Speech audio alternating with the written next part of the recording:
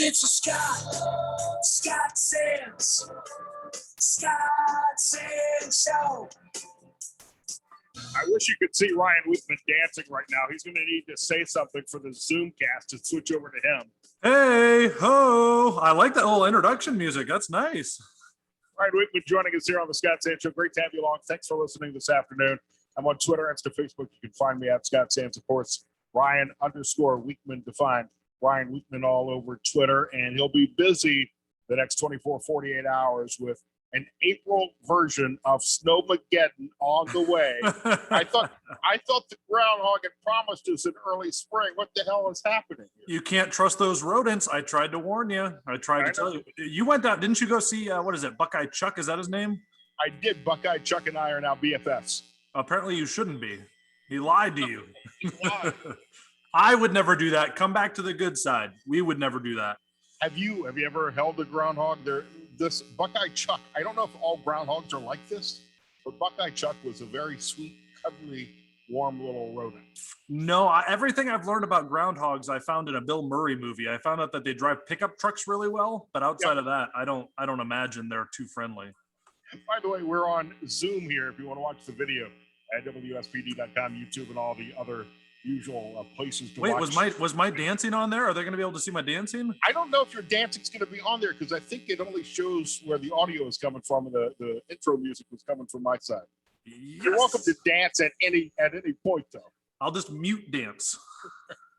You are coming to us live from the WTOL First Alert Studios. We see all the nice stuff behind you. Good to see you back in the building. Although we enjoyed seeing everybody's basements and bedrooms and living rooms. And we can all agree that Chris Vickers has the very best setup for a live studio at home, right? Yeah, he I think out of everybody, out of the reporters and weather people for sure. What's that website? They did like the room rate, isn't it? Yeah, which has been great. I've been getting a lot of great tips for my home studio. It's on Twitter at Room Rater or something, I think. I got as far as putting like a big picture, like a map behind me, but I set it on a dresser and I'm like, I'll put that up someday. And like 6 months later, I still hadn't put it. I'm like, well, I'm not doing it now. So no, I'm going to go back into the office now. Yeah. So I thought we were done. Do I need to go get bread and milk tonight? I thought we were done with snow. You're gonna fight the crowds if you don't go get it. No, we're not done with spring or winter, I guess. In spring, it's got one more surprise in store for us. We've got a good chance for accumulating snow. I think when we wake up Wednesday morning, this is not tonight, but Wednesday morning, I think the grass is going to be completely covered by snow, which is pretty rare for this time in the year. It's only happened about 5 or 6 times in Toledo history that we've had accumulating snow this late in the season, and ironically, last year, we had a 2-inch late April snowfall. This time, could make it 2 years in a row. Well, it usually has a little bit. I mean, we've had some really nice mud-ins opening days, but usually, if we're going to get freezing rain or snow, it's usually on opening day for the Hens. It usually is, and you've got those little ice pellets hitting you by the 4th inning. Like the first inning, the sun's out. By the 2nd and 3rd, you can tell the wind has changed direction, and by the 4th inning, you're regretting your decision to sit out there and get the extra beer while you're in the 6th inning, 7th inning stretch out there. But this year, I guess since everything with baseball's thrown off, Mother Nature saying whatever. And I think we looked this up this morning. The record for after April 20th, the biggest snow in Toledo history was about 5.5 inches. Oh, wow. So you think should we go for a record? What do you think? Yeah, why not? I mean, I enjoy the colder weather. I mean, as a fat guy, I don't necessarily want to be sweating around all summer. So the longer we can prolong sweating, the better. Well, doesn't it all even out? So it's just going to get hotter in the summer now. Yeah, it does seem that way. So I know that we've seen the snow like this in April a few times. It usually doesn't stick. This is going to be fairly significant for the Wednesday morning commute. Yeah, the Wednesday morning commute's the one that could be tricky if you're out the door early. We got to keep a couple things in mind. As soon as the snowfall ends Wednesday morning, sometime between 6 and 9 a.m., somewhere in there, if the sun comes out in any way, shape, or form, that snow is going to melt very quickly. Even if we end up on the higher range of this, let's say 2, 3, 4 inches, the snow is very likely to be melted almost completely by the end of the day. The biggest impact from this system, even though the snow kind of gets the headlines, I think it's going to be the cold. We've got a lot of blooming plants, flowers, trees, shrubs. The low overnight Tuesday when the snow's coming down will probably be around 30 degrees. That's not terrible. And the snow will actually act as a little bit of an insulator. The big problem, I think, is going to end up being Wednesday night into Thursday, where the overnight low gets down into the low 20s.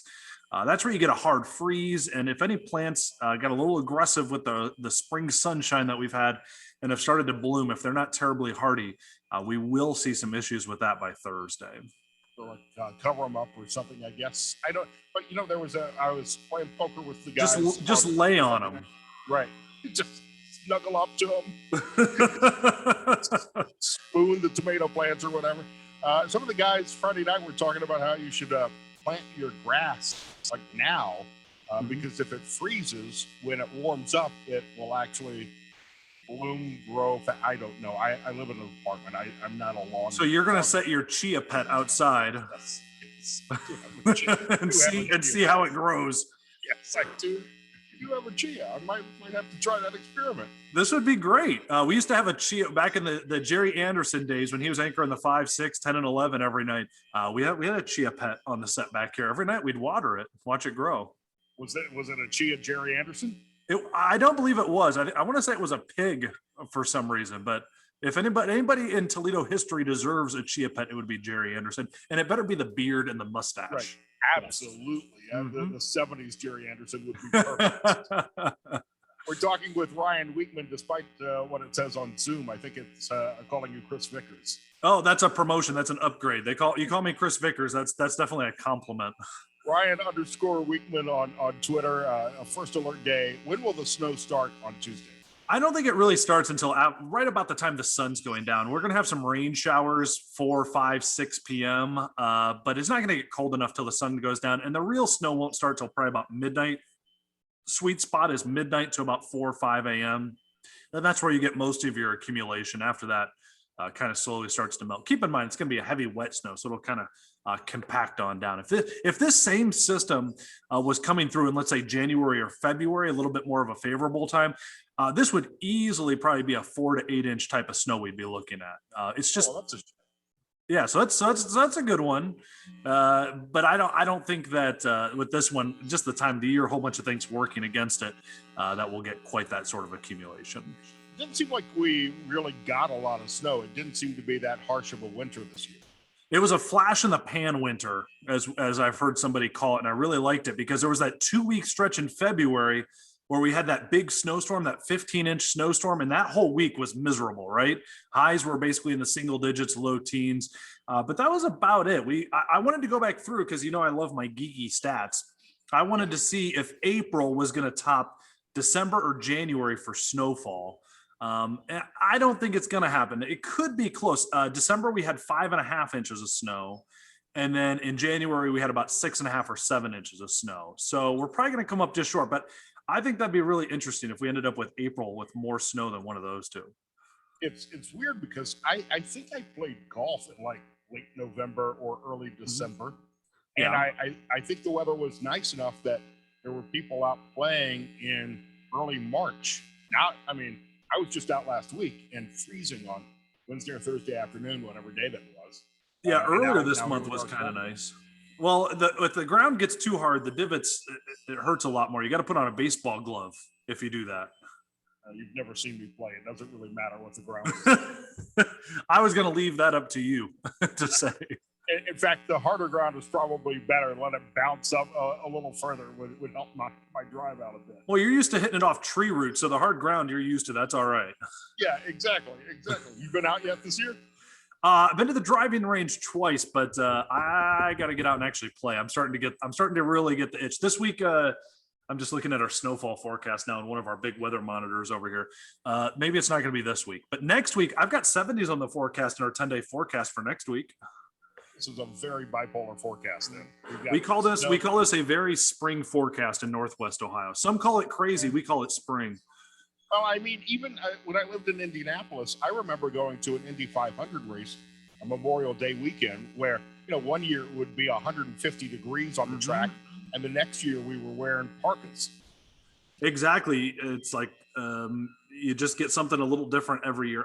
Me and Chris Vickers were talking about that earlier this morning. I said, let's get through this week. And then I think we're off to the races. I think the month of May is looking pretty good for us here. We'll obviously have to see how it shakes out with thunderstorms and that sort of thing. The weather can get a little nasty in the spring, especially as we get towards May and June. But I think we're pretty much done with the extreme cold once we get past this. We're going to have a lot sunnier, warmer days that return heading into May. Do you have good news for our summer? Are we going to have a brighter, sunnier, warmer summer than in past years? It's hard to predict that far out. It really is. I'd love to tell you yes. The only thing that I can say is many times spring is one of the most depressing seasons in Northwest Ohio because you're really excited for warm, sunny weather. This has been about as sunny of a spring as I can remember in all the years I've lived in the Toledo area. So I don't know what summer has in store for us, but even though we're talking about snow in the next 48 hours, it seems funny to say, I still feel like overall this spring we've kind of been spoiled. We're looking forward to the 70-degree weather next week. Mm-hmm. But again, Ryan Wichman, WTOL, the first alert forecast will see snow beginning right after sunset Tuesday, beginning to pick up around midnight into the early morning hours, and then it's done. And I'll say this to a lot of people out there, especially some of our older audience members. This is the heavy, wet snow, heart attack snow. Don't bother to shovel it. Just let it be. Let the sun kind of do its thing. It'll melt it. If not the first day, then by the second day, it'll melt it all away. Just let it melt itself away. Just let it sit there. Don't worry about it. Don't do anything. It's actually my same philosophy in February for the most part too. My neighbors don't like it as much. It'll be fine. It's just ice. It'll melt. By April, it'll melt. That's only a month or two away. Right. Deal with it. It'll be all right. Just let it go. Don't worry about it.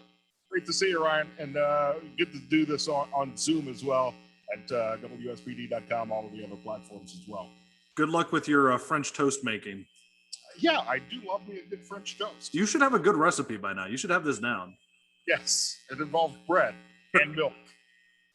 You're missing a key ingredient. Eggs. I don't have eggs. There we go. Thanks, Scott. I order them from City Egg. They deliver on DoorDash within 30 minutes. I'm fine. Don't ask any questions. I understand. You're that type of chef. Ryan Wichman on Twitter, Ryan _ Wichman. It's the Scott Sands Show on News Radio 1370 and 92.9 FM.